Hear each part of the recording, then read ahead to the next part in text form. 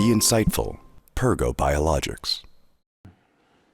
안녕하세요. 다산 리서치 치과 대표원장 한정길입니다.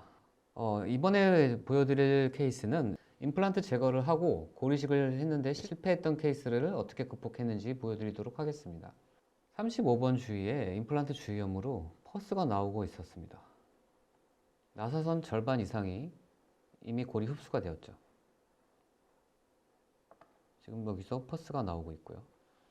골 흡수가 상당히 진행된 것으로 보여지고 있고, 퍼스가 나와서 일단 임플란트 표면 주변 물리적 화학적인 디톡시피케이션을 시행하였습니다. 그러나 그때뿐이고 계속 퍼스가 나왔습니다.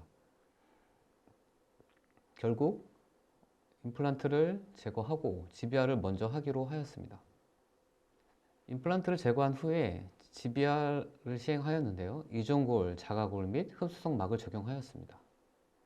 한 달 정도 경과한 시점인데요. 수술 부위에서 퍼스가 나오고 있습니다. 또한 진지발 스웰링도 관찰되고 있고요. 감염 소견이 확실하다고 판단되었습니다. 따라서 기존의 이식한 골을 깨끗이 제거하고 소파술 시행했습니다. 2달 정도 경과한 시점에서 다시 GBR을 하기로 하였습니다. 이종골 레고그래프트를 이용해서 레고그래프트와 미니스크류를 사용해서 고정했습니다.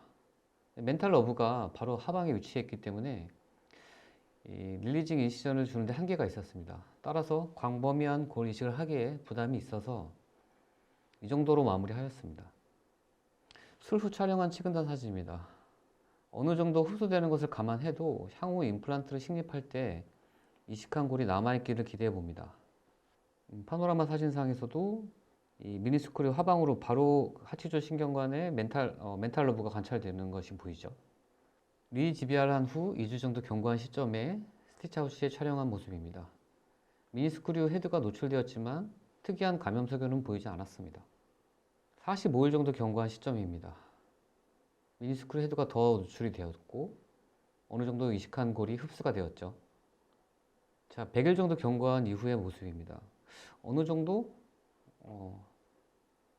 골화가 진행되고 있는 것처럼 보이죠. 서서히 자리 잡는 느낌이 듭니다. 더 이상 이식한 골의 흡수는 보이지 않고요. 이 시점에서 미니스크류는 제거했습니다.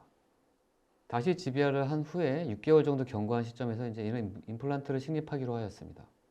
식립 부위 바로 직하방에 멘탈 러브가 존재해서 의도적으로 임플란트를 기울여서 식립을 했습니다.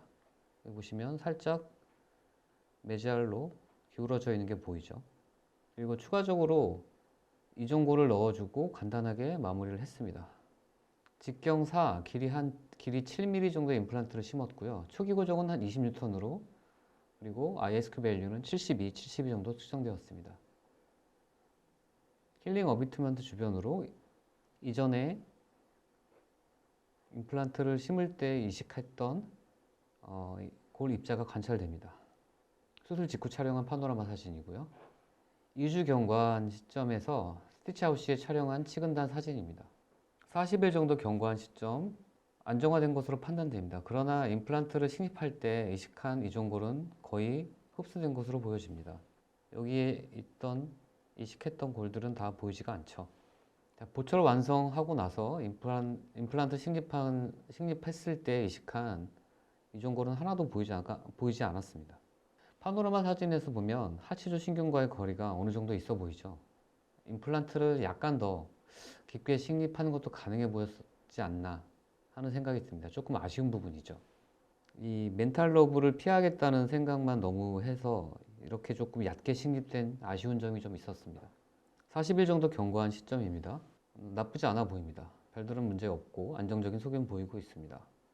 네, 이것으로 이번 케이스를 마치겠습니다. Be insightful. Pergo Biologics.